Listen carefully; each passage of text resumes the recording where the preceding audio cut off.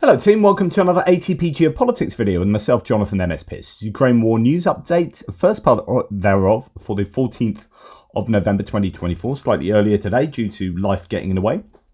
We have the Ukrainian General Staff figures for the Russian losses for the day before, all the usual caveats apply, and you can find them in the description to the video below. And my goodness, insanely high numbers again, insanely high numbers across a number of categories. 1,690 personnel lost is the third highest number of personnel lost, I think, during this war, third or fourth. We have 19 tanks, a really high number, over double the daily average. That's tanks. These are, your big bits of kit that Russia really, I can't imagine, can afford to lose too many more of, and they're losing an awful lot every single day at the moment. 51 armoured fighting vehicles, armoured personnel vehicles. 51.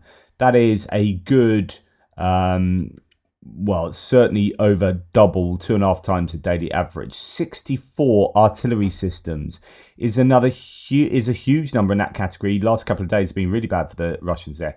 3 MLRS added to the list. That is up from what we've seen. Actually, we haven't seen too many MLRS or anti-aircraft warfare systems recently, and we've got 1 anti-aircraft warfare system to add, and then 124 vehicles and fuel tanks. It's just insane numbers. Let's look at Dell's stats to see where they sit as far as the daily averages and whatnot are concerned. So if we have yellow cells, it means we have a record. So for the personnel lost, we are still engaged in a 7-day and a 30-day rolling average record. Incredible numbers there. The APV losses signify a 7-day rolling average high. And when we come down to the vehicles and fuel tanks, we have a new daily record with 124. I think 122 was the last one, 124. So it's a record. And then, and I thought this would happen because we were getting close yesterday, a 7-day and a 30-day rolling average high for vehicles and fuel tanks. These are just incredible numbers that are being posted.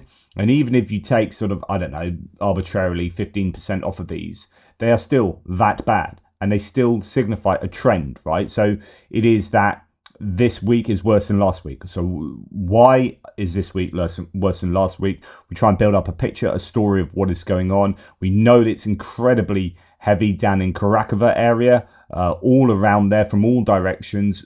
Obviously Kursk as well. Then you've got up in the northeast around Pyshchany, and Kupyansk as well has flared up. Then you've got activities still taking place in Vovchansk area. No changes of territory for either side, but it's tough up there, and we'll look at that in a second. And then you have, of course, Kursk, where it is going insane. So it's just incredibly hot front line everywhere. The Russians are losing obscene numbers of pieces of equipment and personnel.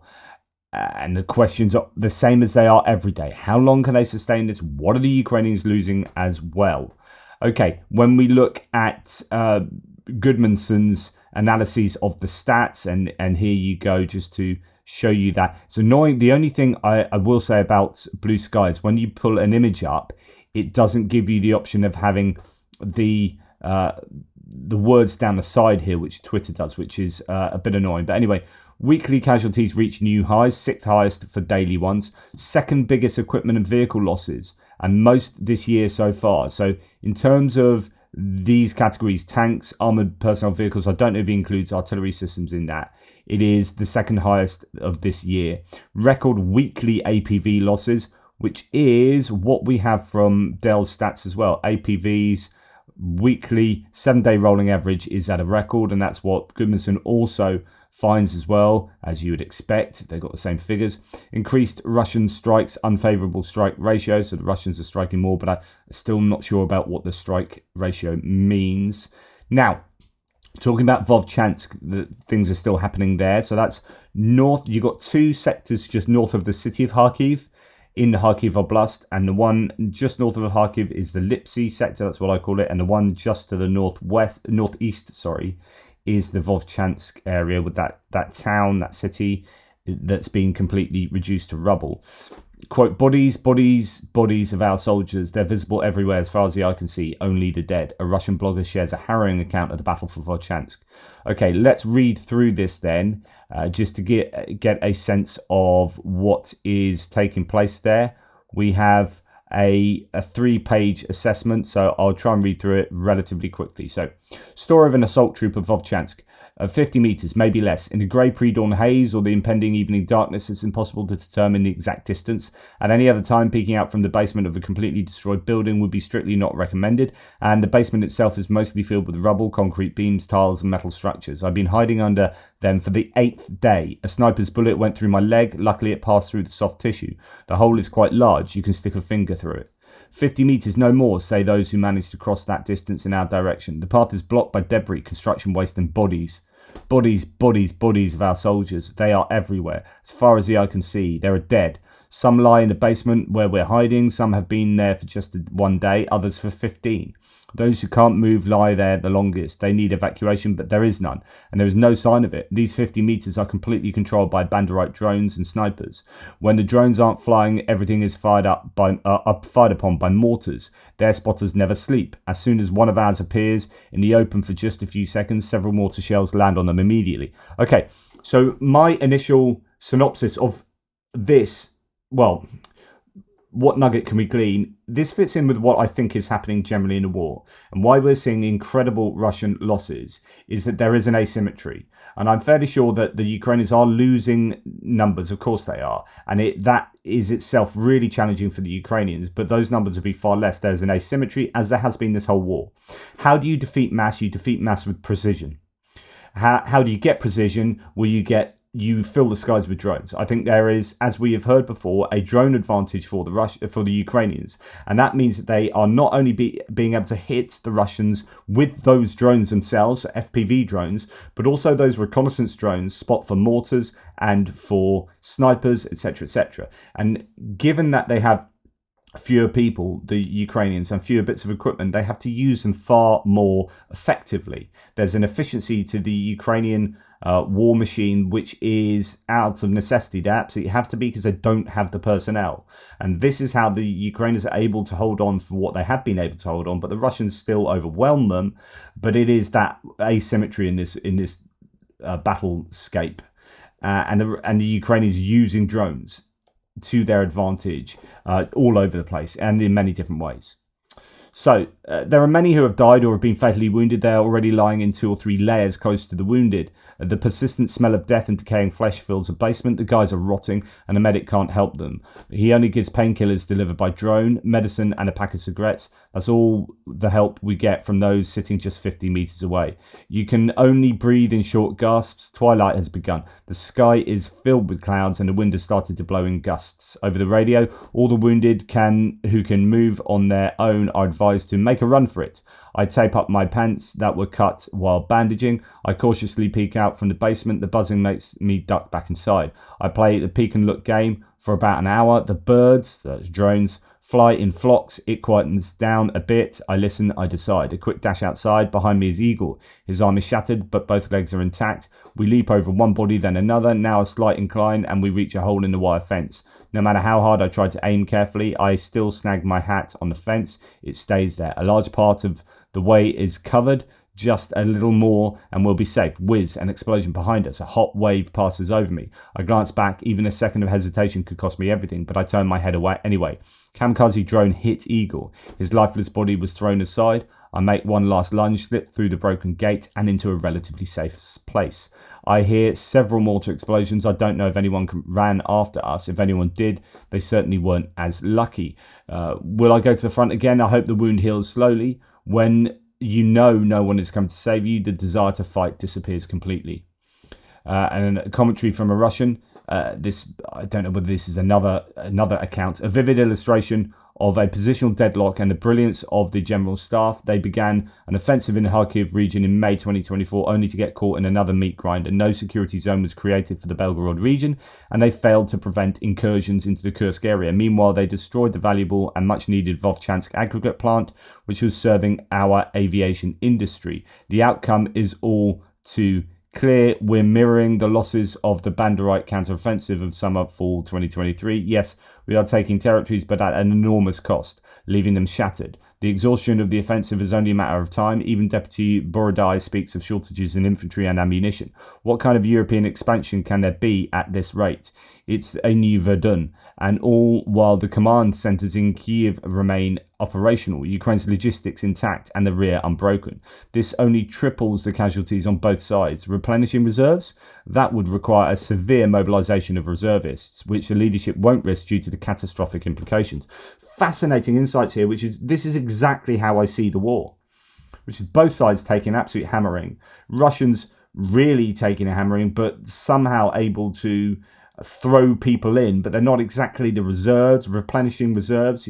This person says that would require severe mobilization of reservists. The Russians don't want to do that due to the implications, and that's where you are. In fact, both sides really don't want to do mass mobilization, and that's why both sides haven't done it. It's just economic suicide, but needs must. And for the Russians, if they want to get anything out of this, well, really, they're relying on a political outcome of the US election, is my synopsis, because in order to get anything out of this militarily, they have to mobilize, but they're refusing to because mobilization will be political and economic suicide. Likewise, for the Ukrainians, their whole society will kind of fall apart economically, but they desperately need mobilization as well. And mass mobilization, however, will cause a huge exodus of people out of the country, another massive migration. So both sides are caught in this problematic situation where they're just exhausting their existing troops. Russia is in a luckier position. I don't know if lucky is the right word, but in a fortuitous position whereby they can draw from North Korea in a way that Ukraine can't. So that now gives them a way to mitigate that asymmetry of precision against mass by providing even greater mass. Anyway, and even if they did, that's mobilized, such a move is at least a year overdue. We are told the story of the chicken pecking grain by grain and about grinding down the Ukrainian forces. But the reality is, gentlemen, that Trump will push both sides to a ceasefire or freeze. He'll force an acknowledgement that the aims of the special military operation haven't been achieved. And as you know, that will have internal consequences. Interesting that it seems to be all about Trump. I really get the sense that if the US really went full in on supporting Ukraine now, Russia would capitulate. I really do believe that. I think there are so many frailties to Russia at the moment, and they're hanging on to North Korea because any other option for them in terms of their own troops, like scrabbling together to get even more people mobilized in a dwindling population, has such severe consequences that they have to rely on North Korea. And if the US could and Europe together could just go, right, here's all the stuff you need, here are all the missiles, you can fire them wherever you like, Russia won't cross those red lines. I think you would get a capitulation from Russia, and I think you would get an economic collapse as well, especially if those sanctions are kept in place. It's so frustrating this election's come at the wrong time, although the Biden administration was just too tentative. So you had this situation that was suboptimal from both directions. I think it's suboptimal from the Trump administration. I think it's suboptimal from the Biden administration. Biden administration has it right in terms of the overall notion of support for Ukraine, but it's just too scared of escalation. It's just, really frustrating. Andrew Perpetua gives a sense that these last couple of days really have been insane. The past 2 days, he said, are stupid and I hate it. Please stop drowning me in work. We are getting like 550 to 600 video clips per day. And then all of a sudden now it's apparently 1,000 clips per day. Geolocating this much is insanity. And what is sad is so much can be located. Probably 1,400 of these data points could be geolocated, but we can only do like 200 or something ourselves.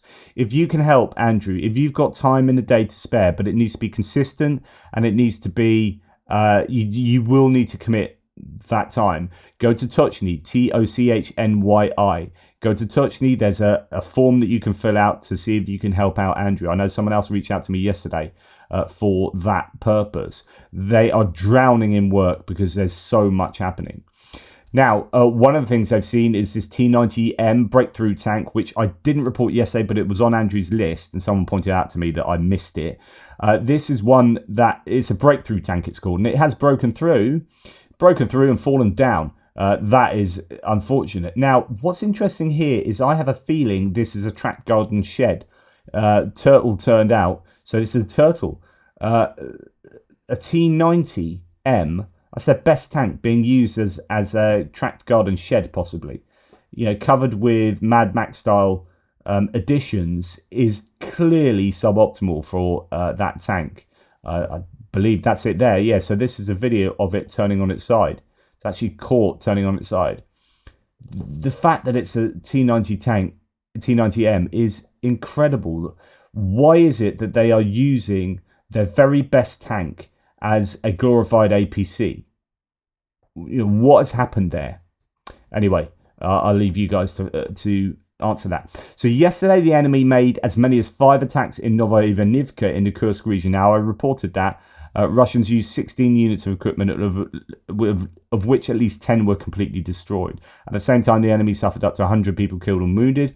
You had Kriegsforscher that was talking about 77 AFVs or attack vehicles taken out in sort of 5 days. He was saying 300 people died in a day around that general area. It is tough for the Russians in Kursk, but you wonder what it's like for the Ukrainians, of course, as well. And then there's Karakova. So here we have a Leopard 2A4 shooting a column of armoured vehicles in a Karakova direction. So that's tough down there, but Leopard 2 being used in action, as I've talked about before, seeming to be effective. What's decent about using these sort of tanks is that they have a better fire control system and optics. So like I've said before, if you can spot your enemy before they can spot you, then that's job done usually, especially when you've got a fire control system that can take out the vehicles pretty quickly and accurately. So if you can acquire the target first, you are winning that engagement.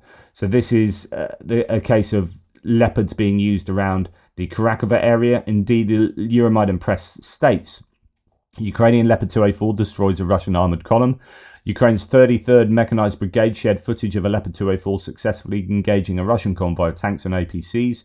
Among the Russian armour, the video shows the so-called turtle tanks with huge improvised superstructures designed to carry infantry. These modifications severely restrict the crew's visibility, potentially aiding the success of the Ukrainian counterattack. In the footage, the Ukrainian Leopard fires multiple rounds at the Russian vehicles with plumes of smoke from artillery strikes visible near the column. The report notes that, working in coordination with the artillery, the crew of the brigade's Leo halted the assaulting armoured column. The Russian, quote, the Russian troops hastily disembarked into the woods, failing to reach their priority targets. The enemy was finished off by drone drops, according to the 33rd. After the Leopard's counterattack, the brigade's video captured graphic drone footage showing explosives dropped from drones on Russian troops attempting to take cover in the trees. No specific location is mentioned. The original video file is 12th of November.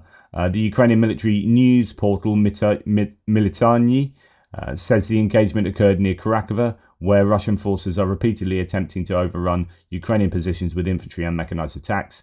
They added that the Russian forces once again tried to seize territory in the village of Dalny, so that's south of Karakova, in between Vuhledar and Karakova, using tanks and other armoured vehicles to transport infantry to the front line. The 33rd reported that during the engagement, 2 Russian tanks, an armoured personnel carrier, 3 other armoured combat vehicles, and a motorcycle were destroyed, with 47 troops eliminated. That's fundamentally by a tank and some artillery. It's incredible. You can go and watch that footage, of course. I can't really show it to you, but it is linked below. These main battle tanks are deployed both to repel Russian assaults and, when necessary, to lead counterattacks and reclaim lost positions.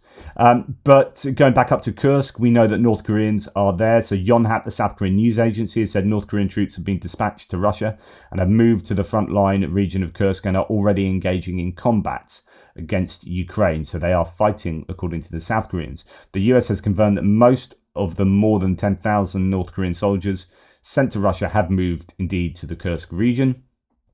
Now, in Kursk, over 100 days of the Kursk operation, Russia has dropped more than 3,000 anti-aircraft missiles on its own territory. according to OC Pivnich. So that is, not on their own people accidentally, but Kursk is their own region, and they've 3,000 anti-aircraft missiles. Does it mean anti-aircraft missiles? I presume that means guided glide bombs, to be perfectly frank. And you've got these missiles here and other maybe missiles. Anti-aircraft missiles. Either way, the point I take from this is that one of the reasons why I think Kursk was a good option, there are many reasons, and I did my videos on Kursk separately, so you can go and check them out. They're still relevant for the rationale. One of them is that you're much rather fighting in Kursk. If you're going to completely destroy a landscape and towns and villages, then you'd rather that's in Russia than in Ukraine. There's no point if it's easier fighting, there are fewer fortifications, fewer personnel and pieces of equipment, then going into Kursk is going to be easier, but also that war destroys that area, and you'd rather destroy Kursk than your own country. So there are lots of reasons why Kursk is a good option. And the Russians have been hammering Kursk with Grad, multiple launch rocket systems, guided glide bombs, drones, all sorts of missiles, etc., etc.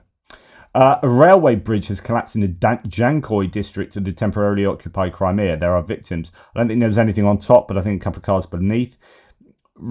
Why this is important is that Jankoi is a logistics hub in the north of Crimea. It connects 4 different directions, both with roads and railway. So it's a railway logistics hub as well. So a bridge collapsing there, and I don't know if this has anything to do with partisan activity or just poor maintenance or a bomb, a missile or drone, but that's good news. That will cause a problem for the Russians. Right, really nothing to report from the strike's point of view.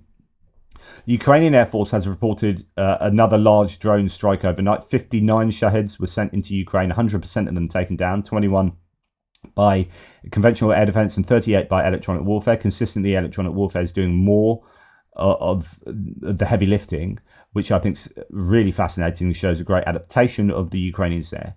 What I will say is that I am somewhat disappointed in the Ukrainians' use of drones, as in we haven't seen much in the last really month since the run up to the US elections. We've seen a few since the elections actually, but I've been expecting some of those waves that we saw where these oil depots and refineries were completely taken out or somewhat taken out, and other targets hit, and we've really not seen much. And they're supposed to be building these attack drones at the same rate that Russia is. That was a claim we heard recently, although I think the Russians have really upped their production schedules.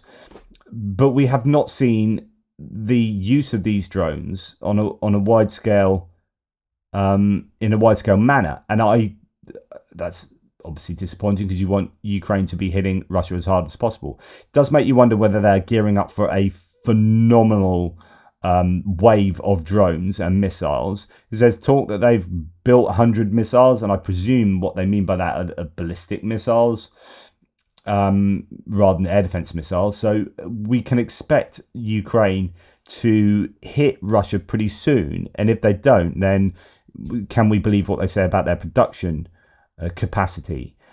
So yeah, watch out, I guess, the next few nights, the next week. I would expect and hope that there would be a wide-scale Ukrainian attack on Russia with missiles and drones. Anyway, moving on. After the elimination of the Russian Black Sea Fleet, as we move on to other bits and pieces, the ship chief in Crimea, the missile ship chief. So remember, yesterday there was a car explosion that killed a captain, a really high-ranking official, a naval official in Sevastopol.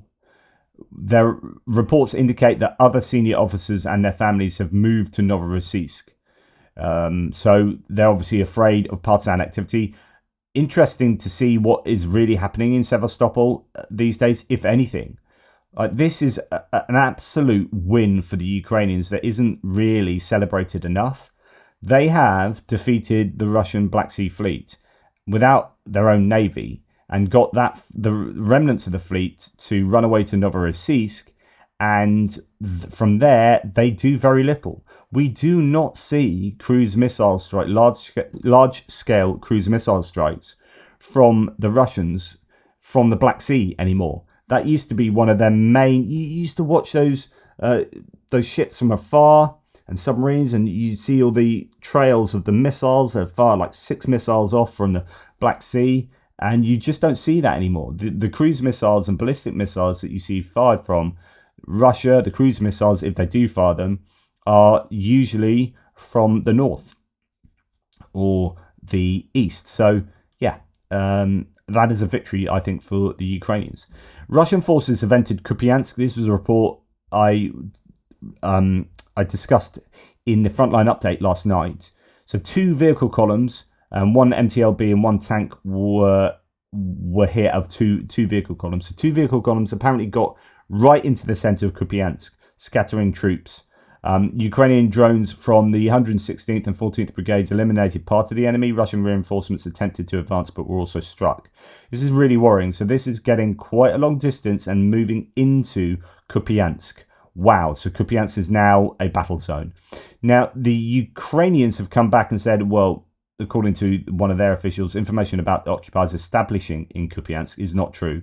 Although there was a breakthrough, the group was destroyed from the head of the Agency of Countering Disinformation. So either way, though, the Russians have got into Kupyansk in an attack, and that is an incredible feat, really, to get that far and to get into that major city without really getting...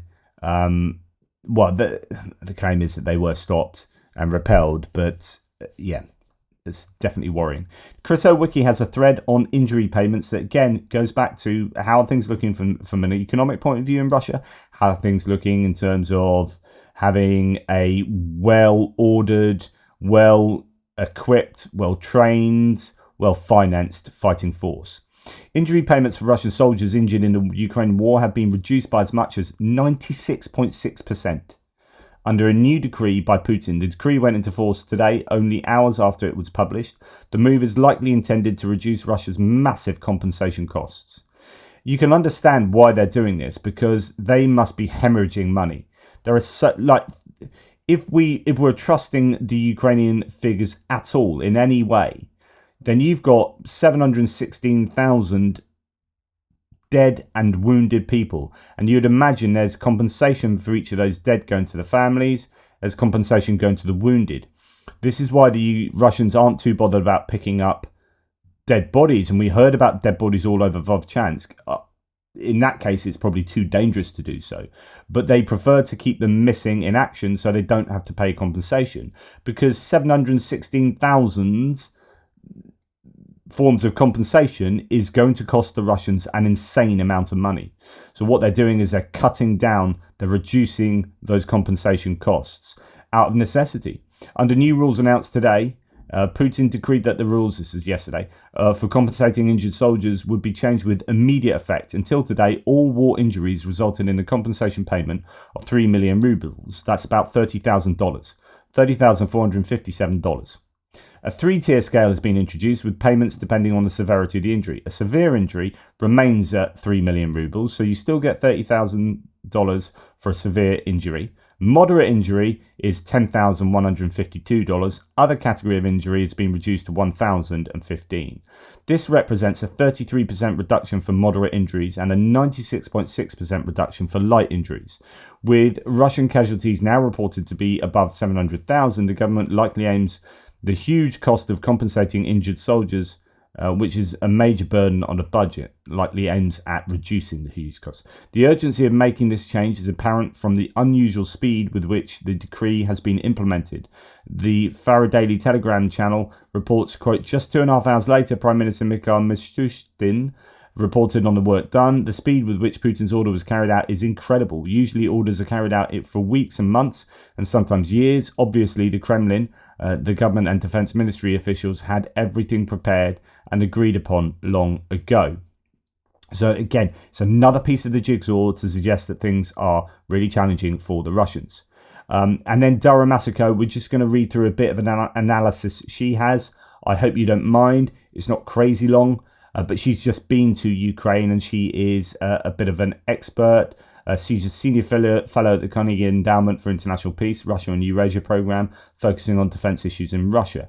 So I've returned from a research trip to Ukraine where I met many people in Kyiv and along the front lines. They're brave and kind in ways that words fail to capture. The situation is serious and urgent for many reasons. I share my thoughts in the thread below. So let's go through this. Okay. As officials and others have already said publicly, Ukraine is facing a shortage of manpower, infantry in particular. Mobilisation has brought relief for many reasons. Has not brought relief for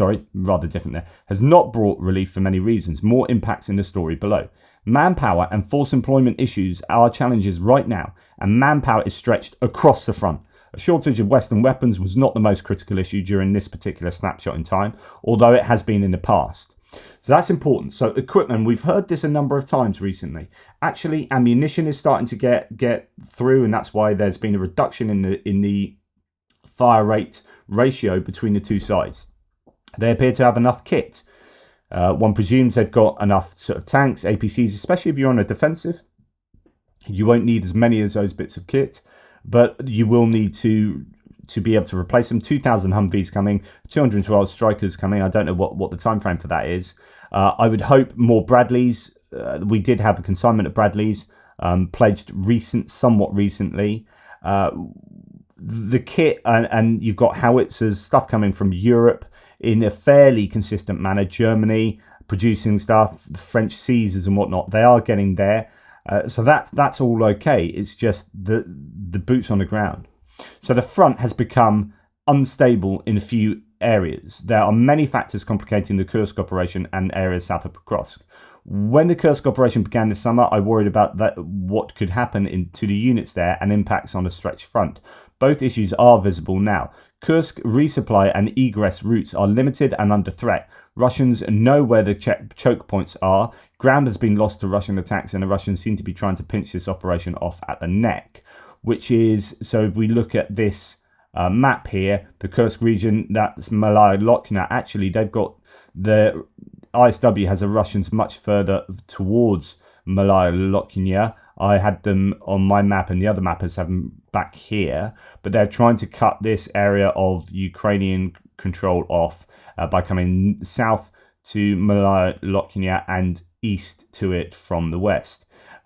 But they are losing insane amounts of troops in so doing. So anyway, they're trying to pinch off the operation. There have been multiple videos of Russians executing wounded or surrendering Ukrainian soldiers. The addition of North Korean soldiers in Kursk adds strain to an already strained situation there. So my opinion is that they are exacting quite a cost on the Russians, but it's always, these are Ukraine's best troops up in Kursk. And if you are losing your own best troops at rates that might be a lot less than the Russians, but you don't have as many troops to spare, then it ends up being obviously bad for you. The question is, is that calculation still in favour of Ukraine? Russians are launching frequent small attacks interspersed with armoured assaults along the front, with concentrations against Kursk, Kupyansk and areas south of Pokrovsk. All year, Russian forces have been modifying tactics towards encirclements instead of direct assaults. So this is something we've seen. Karakova is a good example of that, where you've got movement north of Karakova, movement south of it, and then movement through from the east.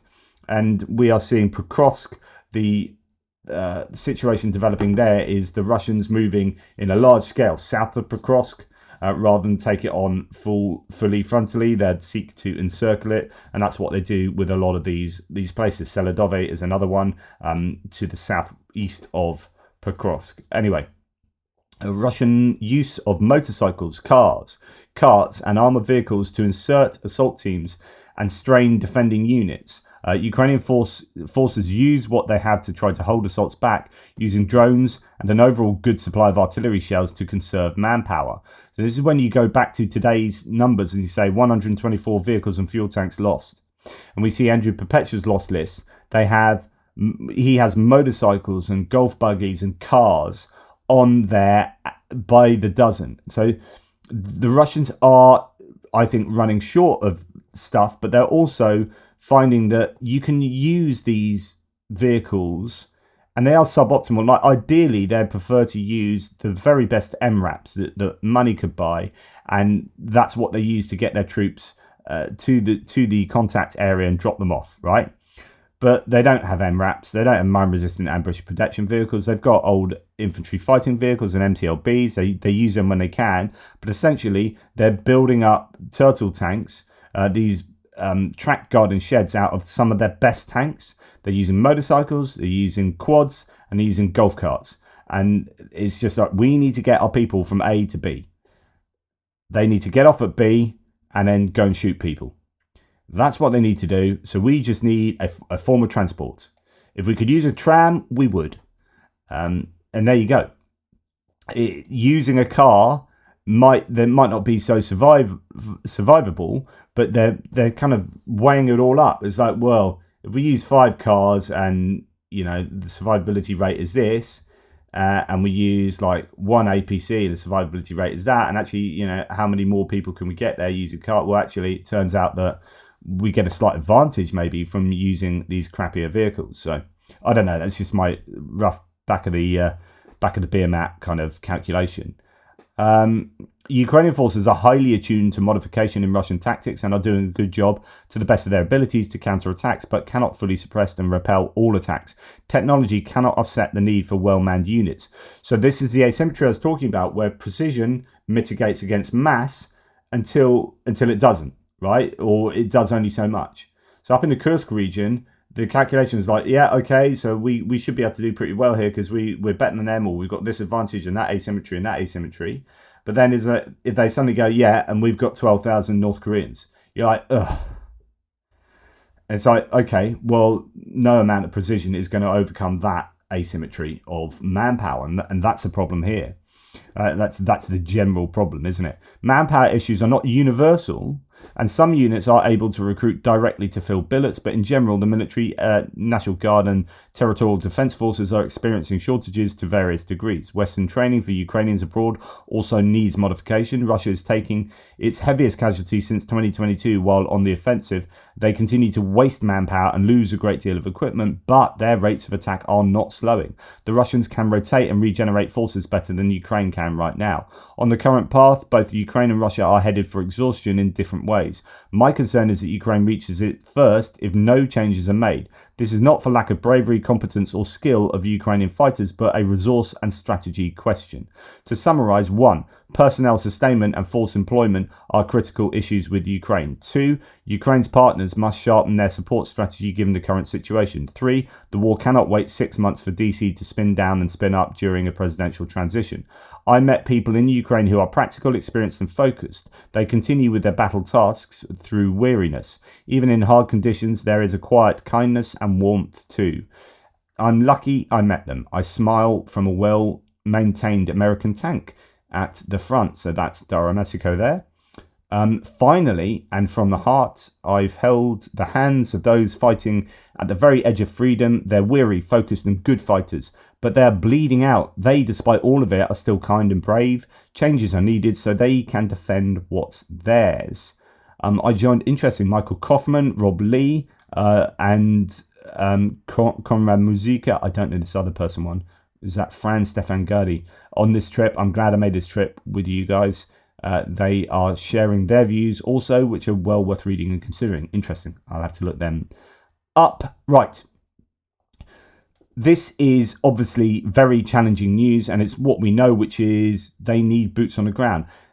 And this is why I keep saying that the North Korean troops are a bit of a game changer for the Russians, because I think we're at a point where Russia were ready to be fully exhausted, and now they go, well, here's 12,000 North Koreans, and potentially, I think, here's 100,000. And if that's the case, there's nothing Ukraine can do with the amount of weapons they've got. You can't then suddenly defeat another 100,000 troops with the manpower they have. And this is why we need to allow Ukraine to shoot deep into Russia. We need those bases here. We need those air bases here. Ukraine needs to be able to do that. That's all they have, are distant strikes. I said this a year and a half ago. 2 years ago, Ukraine wins this war with distant strikes.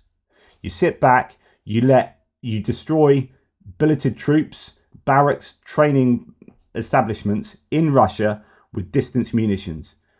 You have missiles aplenty, you have drones aplenty. And that's why I was getting frustrated earlier. Where are these drones? Where are these missiles?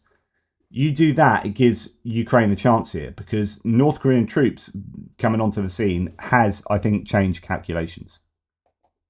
Let me know what you think. Thanks for listening. Really appreciate your support. Take care and I'll speak to you soon.